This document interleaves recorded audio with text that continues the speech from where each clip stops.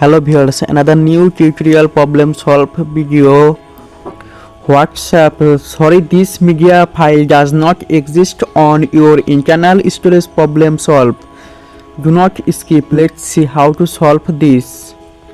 First, open on your Google Play Store. Then click search bar.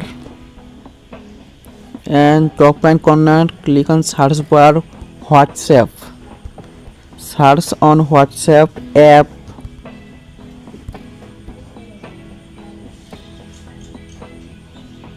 Update your WhatsApp Messenger app available or showing on your Play Store. And open on setting option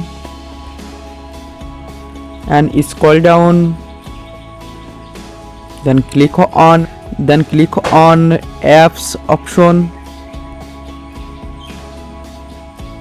and scroll down on your apps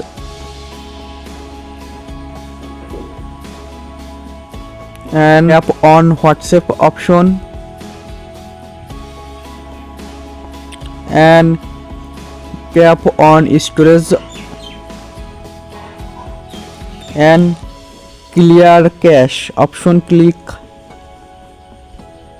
and press on your power button and tap on reset option and then now click on your reset option.